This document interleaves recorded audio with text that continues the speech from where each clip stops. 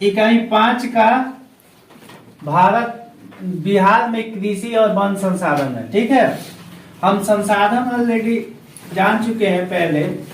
संसाधन,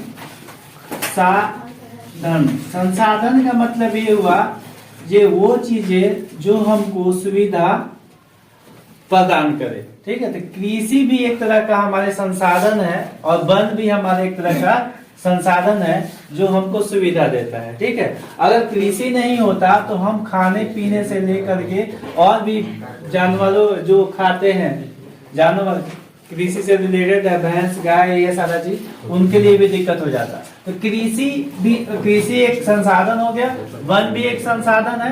अब ये बिहार में इसकी क्या हालात है, कैसे है, क्या है, ये चीज इसमें पढ़ना है। ठीक है, तो पहले तो हम क्या इसको मौसम के आधार पर कृषि का कितने तरह के होते हैं इसको बांटा गया। एक हो गया भदई जिसको ऑटम कहते हैं, अगहनी जिसको विंटर टाइम होता है इसको विंटर कहते हैं। दूसरा हो गया रबी जिसका स्प्रिंग कहते हैं। गर्मा जो फसल होता है समर टाइम में होता है उसके इसलिए समर कहते हैं। इस टाइम में हमारे बिहार में क्या क्या चीजें रोपा जाता है, क्या क्या बोया जाता है। एक भदई में और क्या हो गया धान, जवार, इसके अलावा और भी चीजें हैं। अब धान ये है तो धान यानी भदई धान, धान के बहुत तरह के प्रकार होते हैं तो इसमें भदई धान रोपा जाता है। ठीक है, जवार बाजरा ये सारा चीज। अब यहाँ पे अगहनी, अगहन मतलब विंटर में एक धान और रोपा जाता है जो धान का फसल वो है अगहनी धान। जवार बाजरा इसमें भी वो चीजें आएगा। अब रबी फसल जो हम रबी और खरीफ चीजें पढ़ते हैं वही चीजें स्प्रिंग के टाइम में रबी और खरीफ जो फसलें हैं उसमें क्या हो गया गेहूं, जौ, इसके अलावा और सारा चीजें। अब ये तुम्हारा गर्मा जो टाइम है इस समय गन्ना, तंबाकू ये सारा चीजें आता है। तो इस तरह से ये मौसम के आधार पे हमारी फसलें हैं और भी इसमें बहुत सारे फसलें हैं इसके साथ रोपा जाता है। वो सारे बहुत सारे फसलें हैं, इसको हम देख सकते हैं उसमें। तो अब ये मौसम के आधार पे फसलों के प्रकार हो गया। ठीक है, अब फसलों के कई प्रकार से इसको बांटा जा सकता है। ठीक है, वो उन फसलों को हमारा देश हमको मालूम है कृषि प्रधान देश है। लगभग 70% लोग कृषि पर आधारित है और कृषि पे डिपेंडेंट है। वो भी अगर बिहार की बात करें, बिहार में स्पेशली इससे भी ज्यादा कृषि है। गांव में ज्यादातर लोग रहते हैं और कृषि पर डिपेंडेंट है। तो लगभग अगर यहाँ पे मतलब इससे भी ज्यादा है 80 और 20 का रेशियो हमको लग रहा है यहाँ पे बिहार में कृषि पर डिपेंडेंसी है। ठीक है, तो यहाँ कृषि बहुत बड़ा एक फैक्टर है रोजगार से लेकर के खाने पीने से तक के। ठीक है, तो कृषि में हम पहला चीज हम इससे उपयोग के आधार पर इसको बांटा गया है। ठीक है, उसमें तो उपयोग के आधार पर दो तरह के हम कृषि करते हैं। एक इसलिए करते हैं खाने के लिए। ठीक है, खाने के लिए। दूसरा चीज है व्यवसाय के लिए। ठीक है, कृषि फसलें दो तरह के किया जाता है, दो उद्देश्यों से किया जाए। पहला उद्देश्य है उसको खाने के लिए, दूसरा है व्यवसाय मतलब बेचने के लिए या इसके व्यापार करने के लिए। तो खाने के लिए कौन कौन से फसलें होते हैं, गेहूं, मक्का, मोटे अनाज मतलब जवार, बाजरा और तेलहन। ठीक है, तेलहन में आपका क्या क्या आ जाएगा,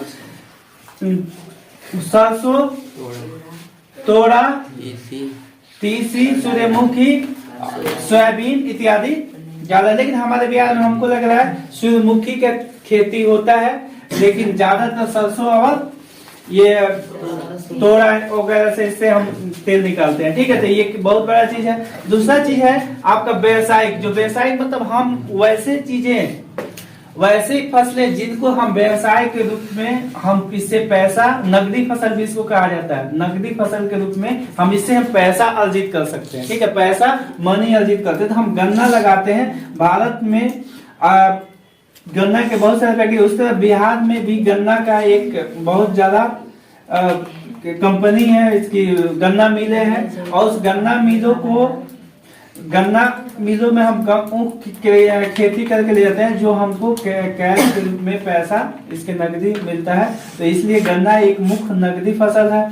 जूट है, इधर अगर जाइएगा पूर्णिया, सहरसा, कटिहार जो बंगाल के बॉर्डर वाले जितने भी एरिया है उस एरिया, उस क्षेत्र में क्या होता है, जूट की खेती होता है। ठीक है, जूट की खेती, जूट के मतलब ये हुआ जूट मतलब पटुआ, पटसन, ठीक है, पटसन, जिससे हम चट्टी या कुछ धागे या कटन के चीजें बनाते हैं। तो ये भी एक व्यवसायिक चीजें हैं। अगर उस तरह बंगाल में जाइएगा तो बंगाल में इसकी ज्यादा खेती है, इसलिए वहां पे जूट मिल ज्यादा है। और जूट मिल मतलब पटुआ के कारखाना, यानी चट्टी बनाने का कारखाना। तंबाकू, तंबाकू में भी बिहार में भी इसका तंबाकू उत्पादन में सबसे ज्यादा बिहार में, जो मध्य प्रदेश आंध्र प्रदेश है, इसमें सबसे ज्यादा तंबाकू का उत्पादन है, ठीक है।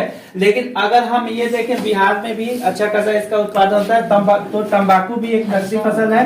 तंबाकू को हम डायरेक्ट उपयोग करते हैं, इसके अलावा इसका बहुत सारा प्रोडक्ट होता है जो कंपनियां बनाती है, ठीक है। अब इस सब्जियां भी बहुत एक व्यावसायिक चीजें हैं।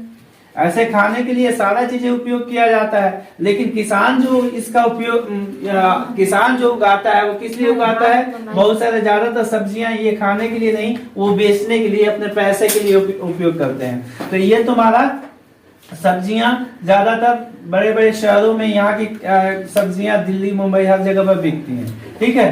तो ये सब्जियां हम पैसा के लिए किसान उगाते हैं। दूसरी चीज फलें, अगर फल भी देखिए बहुत ऐसा फल होता है जी बिहार में हो और दूसरी जगह ना हो, जैसे सेब, अंगूर, ये सारा कश्मीर की तरफ से आता है। तो बहुत ऐसे फल हैं जो हमारे तरफ होते हैं, उधर नहीं होते। तो यहाँ पे फल भी बहुत सारा उपयोग किया जाता है, उगाया जाता है, जो इससे पैसा प्राप्त किया जाता है।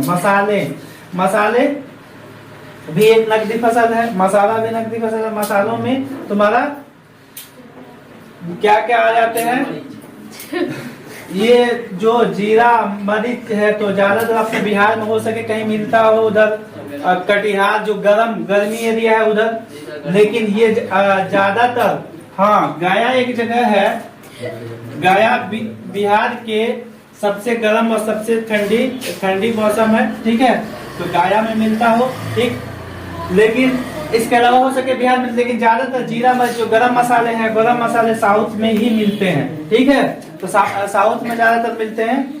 तो इस तरह से ये फसलों का दो प्रकार में पहले बांटा गया। पहला खाद्य फसलें, दूसरा चीजें तुम्हारा खाने वाली चीजें कौन कौन फसलें हैं वो बताया गया। दूसरे व्यावसायिक फसलें कौन सा है जिससे हम ये ले सकते हैं।